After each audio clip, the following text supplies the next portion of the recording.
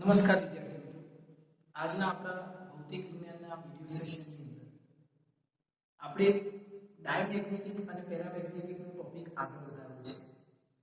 આપણે આના આગળના વિડિયોની અંદર એક્ઝામ્પલ જોયા, પણ એના આગળના વિડિયોની અંદર આપણે ડાયમેગ્નેટિક અને પેરામેગ્નેટિક વિશે ચર્ચા કરતા હતા.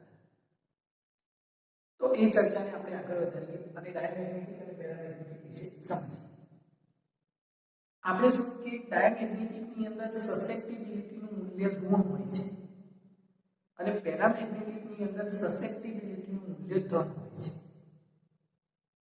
તો આ મૂલ્ય ઋણ કેમ હોય છે અને પેરામેગ્નેટિકની અંદર મૂલ્ય ધન કેમ હોય છે એના વિશે જોવું છે. આપણે લેક્ચરની અંદર અમુક ડાયમેગ્નેટિકના ઉદાહરણ જોયા હતા, અમુક પેરામેગ્નેટિકના ઉદાહરણ જોયા હતા અને એમની સસેપ્ટિબિલિટીનું મૂલ્ય પણ જોયું. બરાબર છે? તો અહીંયા આગળ આપણે ડાયમેગ્નેટિક અને પેરામેગ્નેટિક વિશે સમજવું છે.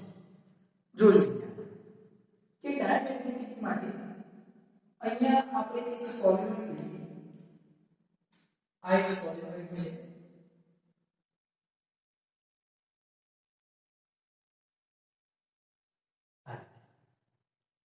હવે આ સોલિનોઇડનું ચુંબકીય ક્ષેત્ર આ દિશાની અંદર છે.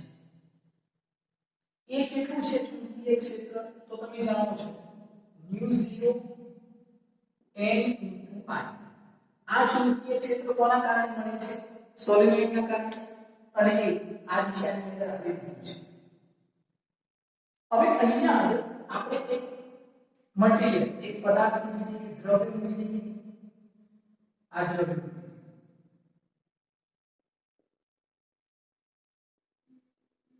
બરાબર છે. ચાલો આ દ્રવ્ય મૂકી દઈએ.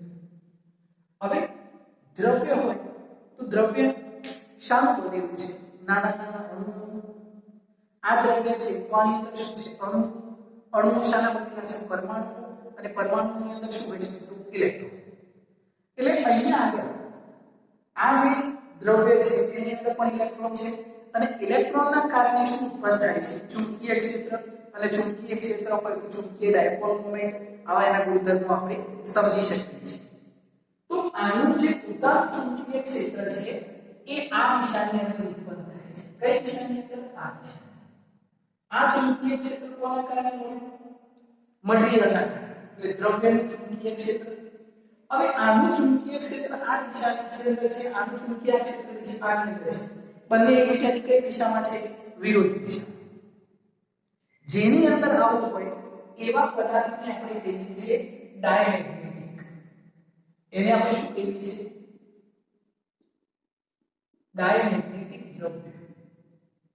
બરાબર છે? હવે અહીંયા જો ફરીથી આપણે એક સોલિનોઇડ લઈએ. આ એક સોલિનોઇડ છે.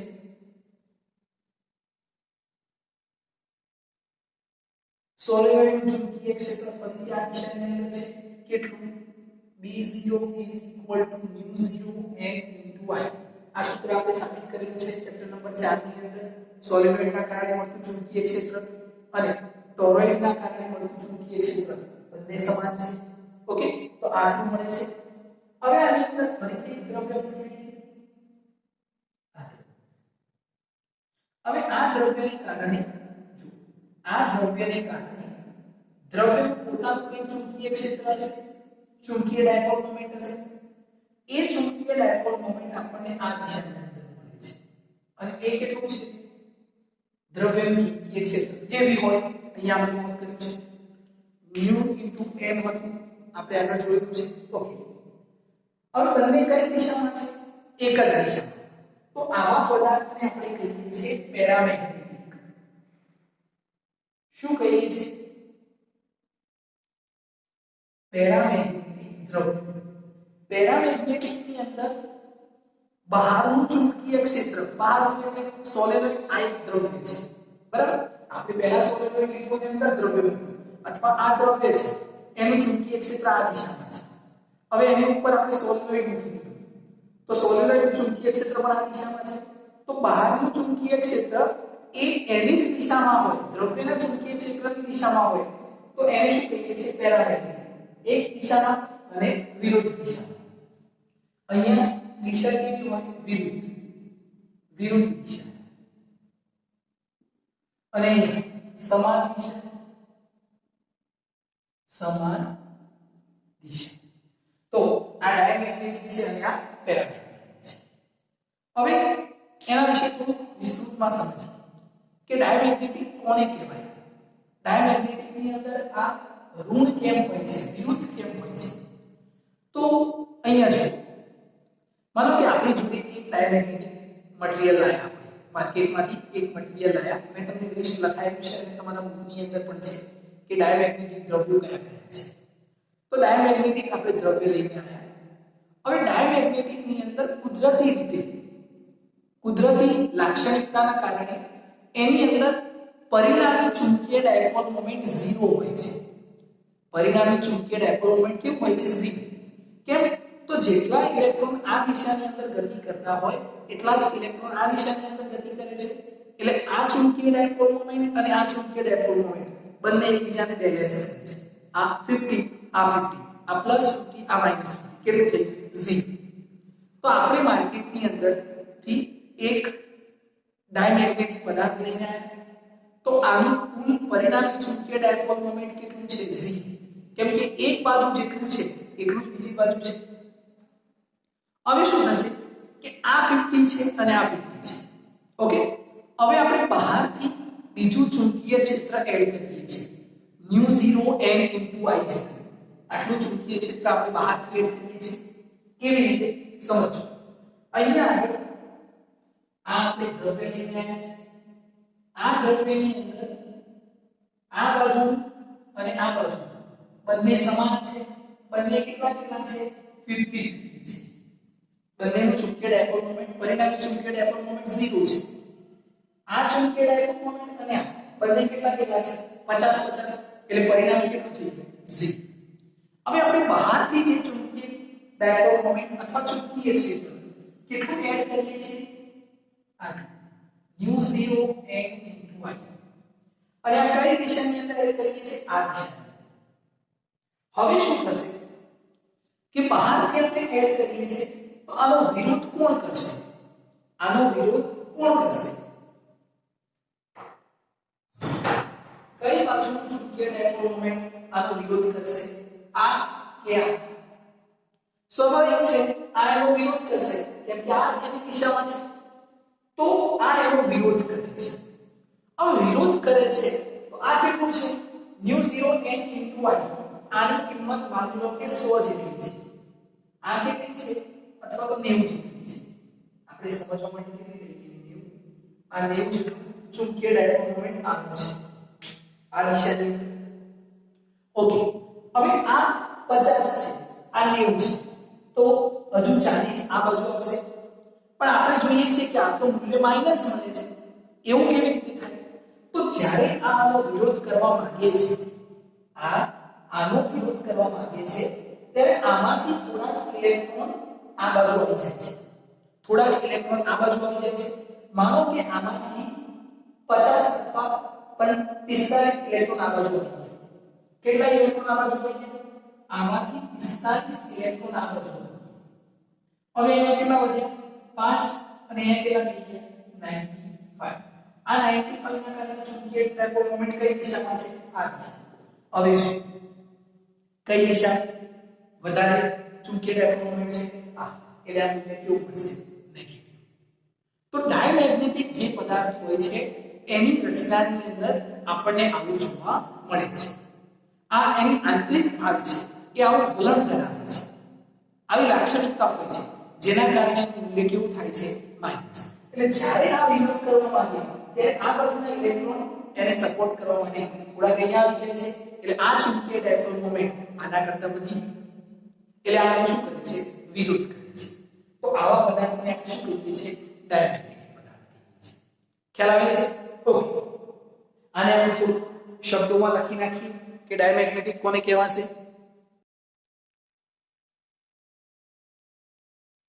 વિદ્યાર્થી મિત્રો, તો અહીંયા આપણે ડાયમેગ્નેટિક વિશે નોંધ કર્યું છે કે ડાયમેગ્નેટિક એ દ્રવ્યનો કુદરતી ગુણધર્મ છે. કુદરતી ગુણધર્મ છે. ધ્યાન અહીંયા રાખજો. જેમાં કે કુલ પરિણામી ચુંબકીય ડાયપોલ મોમેન્ટ શૂન્ય હોય છે. આપણે જોયું ને કે એનું પરિણામી ચુંબકીય ડાયપોલ મોમેન્ટ કેવું હોય છે? શૂન્ય. આ 50 તો આમાં 50 એટલે કેવું થઈ જાય છે? 0 થઈ જાય છે. જ્યારે બહારથી વધારાનું ચુંબકીય ક્ષેત્ર લગાવવામાં આવે, બહારથી જ્યારે વધારાનું કેટલું લગાવ્યું આપણે u0 n y કેટલું છે તેવું છે, ત્યારે તે તેનો વિરોધ કરે છે. ત્યારે એ એનો શું કરે છે? વિરોધ કરે. વિરોધ કરવા માટે આ પણ આ બાજુ આવી જાય છે અને આ એનો વિરોધ કરે છે અને ઋણ દિશાની તરફ તેનું મૂલ્ય વધારે છે. એટલે આ કેવું હોય છે? નેગેટિવ હોય છે. ઓકે, ખ્યાલ આવશે? હવે આપણે ચર્ચા કરી છે પેરામેગ્નેટિક. પેરામેગ્નેટિક કોને કહેવાય? પેરામેગ્નેટિક દ્રવ્ય કેવું હોય? તો એ ડાયમેગ્નેટિક જેમ વિરોધ કરે છે કે સપોર્ટ કરે છે? તો આપણે અહીંયા તો દેખાય છે કે આ બંનેની દિશા એક જ હોય એટલે એ શું કરે છે? સપોર્ટ કરે છે. કેવી રીતે? જો એને સમજો. આપણે એક પેરામેગ્નેટિક દ્રવ્ય લઈને આવ્યા માર્કેટમાંથી. હવે આ બાજુ ઇલેક્ટ્રોન છે 40 અને આ બાજુના છે 60. એટલે આ બાજુનું ચુંબકીય મોમેન્ટ 40 અને આ કેટલું છે? 60. હવે આ પરિણામી ચુંબકીય ડાયપોલ મોમેન્ટ 0 થશે? નહીં થાય. પણ ડાયમેગ્નેટિક ની અંદર શું હતું? 50 અને 50 એટલે 0 થઈ ગયું. તો પેરામેગ્નેટિક ની અંદર પરિણામી ચુંબકીય ડાયપોલ મોમેન્ટ 0 હોતું નથી. આ 40 છે અને આ 60 છે. ઓકે, આ રીતે. હવે આપણે જ્યારે બહારથી ચુંબકીય ક્ષેત્ર આપીએ છીએ આ દિશાની અંદર, કેટલું આપીએ છીએ? તો આપણે આપીએ છીએ 80. કેટલું આપીએ છીએ? 80. આ 60, આ 40. આ કોની અંદર છે? દ્રવ્યની અંદર. બહારથી કેટલું આપ્યું? 80. આ દિશાની અંદર. હવે શું થશે કે આ 40 છે, આ 60 છે અને આ 80 છે. બરાબર છે? તો અહીંયા શું થશે?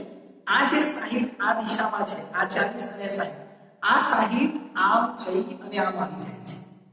આ કેટલું હતું? 40. આ કેટલું હતું? 60. હવે કેટલું થઈ ગયું? 100. અને 80 તો ઓલરેડી આ દિશામાં છે. હવે બધું જ એક દિશામાં થઈ ગયું એટલે આ દિશામાં ટોટલ કેટલું થઈ ગયું? 180 પ્લસ દિશાનું મૂલ્ય વધી ગયું. ફરીથી આ કેટલું? 60. આ કેટલું? 40. આની અંદર એવા ગુણધર્મ છે કે આ બહારનું જે ચુંબકીય ક્ષેત્ર છે એની દિશામાં આવીને ગોઠવાઈ જાય છે. આ તો ત્યાં જ છે, આ 40 ત્યાં જ છે, આ 60 આમ આવ્યું અને આમ ગોઠવાઈ ગયું. હવે આ કેટલું થઈ ગયું? 100. અને બહારનું કેટલું છે? 80. આને આપણે કહીએ છીએ પેરામેગ્નેટિક. પેરામેગ્નેટિક એટલે સમાન દિશા. સમાન દિશા.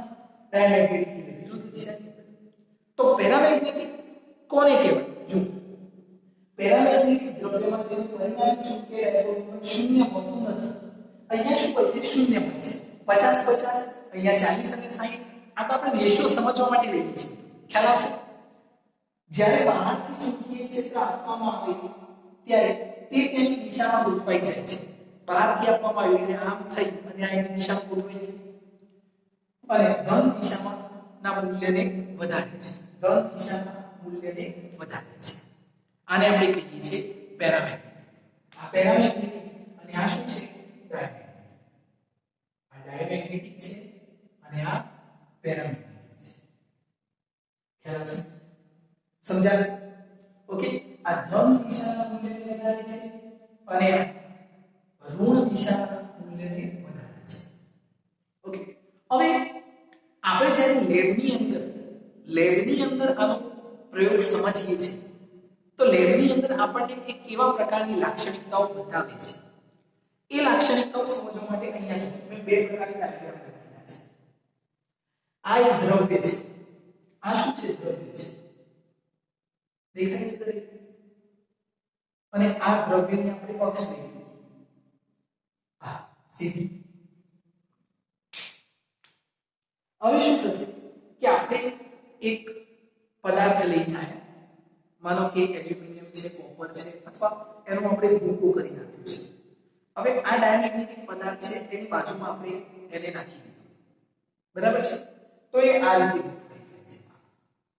અહીંયા જો ચુંબકીય ક્ષેત્ર રેખાઓ આ થઈ અને આમ આવે છે. કઈ જગ્યાએ ચુંબકીય ક્ષેત્ર વધુ હોય? જ્યાં ચુંબકીય ક્ષેત્ર રેખાઓની ગીચતા વધુ હોય ત્યાં ચુંબકીય ક્ષેત્ર વધુ હોય.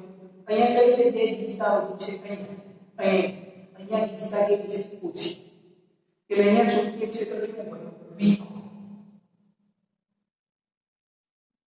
ચુંબકીય ક્ષેત્ર અને અહીંયા આમ થઈ અને આમ થઈને જાય છે એટલે અહીંયા ચુંબકીય ક્ષેત્ર કેવું હોય સ્ટ્રોંગ અહીંયા વીક હોય અહીંયા વીક હોય અહીંયા સ્ટ્રોંગ હોય અહીંયા સ્ટ્રોંગ હોય અહીંયા વીક આવી આપણને લાક્ષણિકતા જોવા મળે છે ખ્યાલ આવે છે તો આ ડાયમેગ્નેટિક અને પેરામેગ્નેટિક છે હવે આપણે જોવું છે કે ડાયમેગ્નેટિક ની અંદર જ્યારે અહીંયા આપણે એક ચુંબક મૂક્યું છે અને અહીંયા બીજું ચુંબક મૂક્યું છે આ બંને વચ્ચે આપણે જગ્યા રાખી છે 5 સેન્ટીમીટર તો કેવા પ્રકારનું વર્તુળ ધરાવે છે ડાયમેગ્નેટિક ની અંદર અને પેરામેગ્નેટિક ની અંદર એક ચુંબક અહીંયા બીજું ચુંબક અહીંયા બંને વચ્ચેનું અંતર રાખ્યું છે 20 સેન્ટીમીટર તો ડાયમેગ્નેટિક ની અંદર અને પેરામેગ્નેટિક ની અંદર એ કેવી લાક્ષણિકતા ધરાવે છે એ આપણે જોવું છે બરાબર છે ઓકે તો ધ્યાન આપજો મિત્રો એની અંદર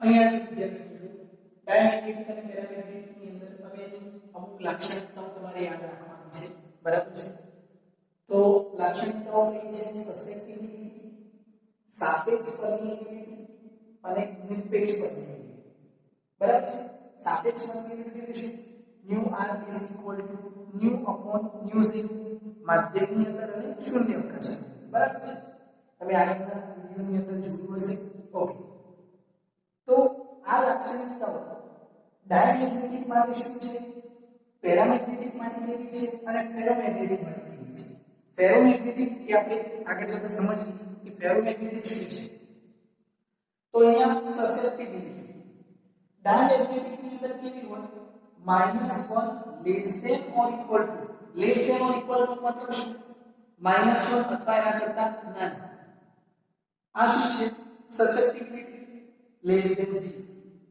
ડાયમેગ્નેટિક ની અંદર સસેપ્ટિબિલિટી 0 કરતા નાની અને -1 અથવા એના કરતા કેવી હોય મોટી હોય છે બરાબર છે તો આ ડાયમેગ્નેટિક ની અંદર આપણને આ મૂલ્ય કેવું મળે છે નેગેટિવ હમણાં તમે જોયું ને કે એનો શું કરે છે વિરોધ કરે છે એટલે આ મૂલ્ય કેવું મળશે ઋણ મળશે પેરામેગ્નેટિક ની અંદર એ કેવું હોય અને આપણે સાઇન સસેપ્ટિબિલિટી ગ્રેટર ધેન 1 એક કરતા મોટી હોય અને 0 કરતા કેવી હોય 0 લેસ ધેન 0 એના કરતા કેવી હોય નાનું અને 1 કરતા કેવી હોય મોટી એટલે 0 કરતા મોટી બરાબર છે ખ્યાલ આવશે સમજજો પહેલા આટલું સમજો ગ્રેટર ધેન 1 એક કરતા મોટી અને 0 લેસ ધેન સાઇન એટલે આના 0 કરતા પણ કેવી હોય છે મોટી હોય છે બરાબર છે તો આનું મૂલ્ય પેરામેગ્નેટિક એટલે આપણને કેવું મળે છે પોઝિટિવ મળે છે ઓકે ફેરોમેગ્નેટિક ની અંદર ગ્રેટર ધેન 1 હોય છે ખૂબ જ વધારે મૂલ્ય હોય છે સાપેક્ષ permeability 0 less than or equal to nu 0 less than 1 આ ન્યુ 0 જે છે એ કરતા કેવું હોય નાનું 0 કરતા કેવું હોય મોટું અથવા 0 બરાબર પણ 1 કરતા કેવું હોય નાનું બરાબર છે એટલે 0.5 છે એ જ રીતે આ અને નિરપેક્ષ પરમિએબિલિટી આ તમારી લાક્ષણિકતાઓ ખૂબ જ યાદ રાખવાની છે એક્ઝામ ની અંદર પૂછાય 4 ઓપ્શન આપેલા હોય તો તમને આમાંથી એક આપવું જોઈએ ઓકે હવે જો બીજું અહીંયા સમજીએ આ નોર્થ સાઉથ આ બે ચુંબકો મૂક્યા છે એમની વચ્ચે આટલી ગેપ છે બીજા બે ચુંબકો મૂક્યા છે એમની વચ્ચે વધુ ગેપ છે એ જ રીતે અહીંયા ઓછી ગેપ અને અહીંયા વધુ ગેપ બરાબર છે તો આની અંદર શું અલગ છે અથવા આપણે એને કેવી રીતે અલગથી સમજવા માંગીએ છીએ એનું ધ્યાન આપજો અહીંયા આગળ આ 1 આ 2 અને આ 3 કયા પોઈન્ટ પાસે ચુંબકીય ક્ષેત્ર વધુ હશે તો આપણે જોયું કે અહીંયા આપણને ચુંબકીય ક્ષેત્ર આ રીતે જોવા મળે છે આ ચુંબકીય ક્ષેત્ર આ ચુંબકીય ક્ષેત્ર આ નિશાન દેખાય છે તો આ ચાલો કઈ જગ્યાએ ચુંબકીય ક્ષેત્ર વધુ હશે તો આપણે જાણીએ છીએ જ્યાં હિસ્સા વધુ હોય ત્યાં ચુંબકીય ક્ષેત્ર કઈ જગ્યાએ હિસ્સા વધે છે આ આમ થાય છે અહીંયા હિસ્સા વધે છે એટલે અહીંયા ચુંબકીય ક્ષેત્ર B2 greater than B1 and B3 1 અને 3 કરતા બે પાસે ચુંબકીય ક્ષેત્ર કેવું છે વધુ છે બરાબર છે હમણાં તમે જોયું ને આગળ કે ચુંબકીય ક્ષેત્ર રેખાઓ આમ થઈને આમ જાય છે અહીંયા થઈને આમ થાય પણ આ અંતર જો વધારી દેવામાં આવે તો અહીંયાથી ચુંબકીય ક્ષેત્ર આમ અહીંયાથી ચુંબકીય ક્ષેત્ર જે છે આમ અહીંયાથી ચુંબકીય ક્ષેત્ર આમ અંતર વધુ હોય તો ચુંબકીય ક્ષેત્ર રેખાઓ આ રીતે છે અહીંયા પોઈન્ટ 1 પોઈન્ટ 2 અને પોઈન્ટ 3 કયા પાસે દિશા વધુ છે 1 અને 3 પાસે એટલે અહીંયા ચુંબકીય ક્ષેત્ર શું થશે B1 and B3 greater than B2 અને આ જે પદાર્થ છે એને આપણે કહીએ છીએ ડાયમેગ્નેટિક શું કહીએ છીએ ડાયમેગ્નેટિક આ કોનો પદાર્થ છે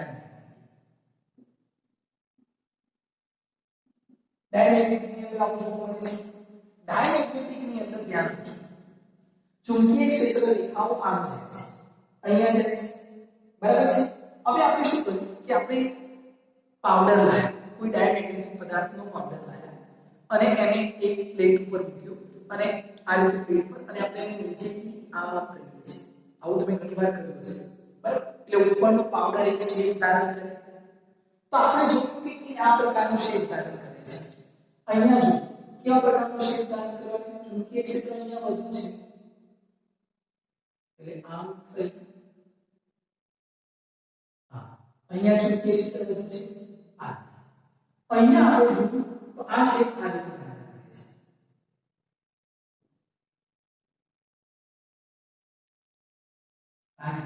અહીંયા ચુંબકીય ક્ષેત્ર વીક છે પણ અહીંયા કેવું છે પ્રબળ છે આ રીતે બરાબર છે આને આપણે શું કહીએ છીએ ડાયમેગ્નેટિક પેરામેગ્નેટિક ની અંદર આ પેરામેગ્નેટિક છે તો પેરામેગ્નેટિક ની અંદર આપણને આનાથી તદ્દન વિપરીત જોવા મળે છે પેરામેગ્નેટિક ની અંદર શું થશે કે અહીંયા આગળ આ નજદીકમાં શું થશે આ બરાબર છે અને દૂર જે છે એમાં શું થશે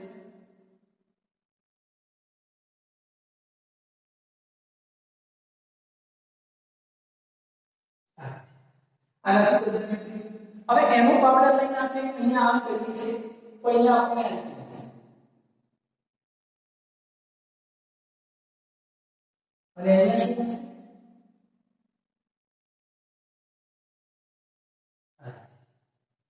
ખ્યાલ આવે છે આને આપણે પેરામેગ્નેટિક કહીએ છીએ અને આને ડાયમેગ્નેટિક કહીએ છીએ આના પરથી શું ખ્યાલ આવે છે તમને અહીંયા કન્ફ્યુઝન થતું હશે કે આ શું છે તો ડાયમેગ્નેટિક પદાર્થ જ્યારે ડાયમેગ્નેટિક પદાર્થને બે ચુંબક વચ્ચે રાખવામાં આવે તો એ આ પ્રકારની લાક્ષણિકતા ધરાવવામાં આવે છે જ્યારે અંતર ઓછું હોય ત્યારે અંતર વધુ હોય ત્યારે પેરામેગ્નેટિક ની અંદર જ્યારે અંતર ઓછું હોય તો આનાથી તદ્દન વિપરીત અને અહીંયા પણ તદ્દન વિપરીત ખ્યાલ આવે છે આને આપણે કહીએ છીએ ડાયમેગ્નેટિક અને પેરામેગ્નેટિક સમજાય છે મિત્રો ઓકે અહીંયા બીજો એક પોઈન્ટ અહીં આ એક ઉદાહરણ લીધું છે આ ડાયમેગ્નેટિક છે આ શું છે ડાયમેગ્નેટિક અને આ શું છે પેરામેગ્નેટિક આ પેરામેગ્નેટિક છે આપણે ડાયમેગ્નેટિક માંથી બનાવેલું એક ચુંબક લીધું છે અને પેરામેગ્નેટિક માંથી બનાવેલું ચુંબક લીધું છે અને આપણે એને ક્યાં મૂકીએ છીએ ચુંબકીય ક્ષેત્રની અહીંયા ચુંબકીય ક્ષેત્ર કઈ દિશામાં છે આ દિશામાં નોર્થ ટુ સાઉથ આ દિશામાં છે આ દિશા બરાબર ચુંબકીય ક્ષેત્ર કઈ જગ્યાએ વધુ હોય એન્ડ ઉપર વધુ હોય આ ચુંબક તો ચુંબકના એન્ડ ઉપર ચુંબકીય ક્ષેત્ર કેવું હોય વધુ હોય અને મધ્યમાં કેવું હોય ઓછું ડાયમેગ્નેટિક પદાર્થ ચુંબકીય ક્ષેત્રનો શું કરે છે વિરોધ કરે છે તમે જો એને ચુંબકીય ક્ષેત્ર પસંદ નથી એટલે આ શું કરશે આ બાજુ પણ નથી જતું કે આ બાજુ પણ નથી મધ્યમાં રહેવાનું પસંદ કરે છે કેમ કે મધ્યમાં ચુંબકીય ક્ષેત્ર કેવું હશે ઓછું જ્યારે પેરામેગ્નેટિક પદાર્થ એ ચુંબકીય ક્ષેત્રની દિશાની અંદર ગોઠવાઈ જાય છે એને પસંદ કરે છે કે એ દિશામાં સ્થિર થઈ તો જ્યારે તમે ચુંબકને આમ રાખો છો અને ચુંબક ચુંબકીય ક્ષેત્રની અંદર રાખીને તમે જુઓ છો અને ચુંબક આ દિશામાં સેટ થાય તો એ ચુંબક કયા પદાર્થનું બનેલું હશે? ડાયમેગ્નેટિક. અને મેગ્નેટિક જે ચુંબકીય ક્ષેત્ર રેખાઓ છે એ જ દિશામાં ગોઠવાઈ જાય તો એ કયા ચુંબકનું બનેલું હશે? કયા પદાર્થનું બનેલું હશે? પેરામેગ્નેટિક. ડાયમેગ્નેટિક એ ચુંબકીય ક્ષેત્રનો વિરોધ કરે છે અને પેરામેગ્નેટિક એ ચુંબકીય ક્ષેત્રને પસંદ કરે છે. ખ્યાલ આવે છે? આ યાદ રાખવાનું છે. અહીંયા ચુંબકીય ક્ષેત્ર નજીક છે એટલે ચુંબકીય ક્ષેત્ર અહીંયા હોય તો આ બાજુ આવી જાય છે. દૂર છે એટલે ચુંબકીય ક્ષેત્ર એની પર વધુ હોય તો વચ્ચે આવી જાય છે કેમ કે એનો વિરોધ કરે છે. અહીંયા નજીક છે પેરામેગ્નેટિક ચુંબકીય ક્ષેત્ર એની પર હોય તો એની પર વધારે છે. દૂર છે મધ્યમાં વધુ હોય તો મધ્યમાં વધુ છે. ખ્યાલ આવે છે? એટલે આ ચુંબકીય ક્ષેત્રથી દૂર ભાગે છે અને એની પાસે જાય છે. વિરોધ કરે છે અને એની પાસે જાય છે. ખ્યાલ આવે છે? હવે ચુંબકીય ક્ષેત્ર ઉપર અમુક ગુણધર્મો અસર કરે છે જેવી રીતે તાપમાન. અને તાપમાન કેવી રીતે અસર કરે છે એ આપણે ક્યુરીના નિયમથી સમજવાનું છે. બરાબર છે? તો નેક્સ્ટ લેક્ચરની અંદર આપણે જોઈશું કે ક્યુરીનો નિયમ શું છે. ત્યાં સુધી તમારે આ લાક્ષણિકતાઓ ડાયમેગ્નેટિક, પેરામેગ્નેટિક, ફેરોમેગ્નેટિક એની અંદર સસેપ્ટિબિલિટી, સાપેક્ષ પરમિએબિલિટી, નિરપેક્ષ પરમિએબિલિટી અને આ કેવી રીતના એના ગુણધર્મો છે એ બુકની અંદર વાંચવાના. એકવાર તમને બધું ખ્યાલ આવશે અને સારી રીતે આની અંદર સમજાશે. ઓકે.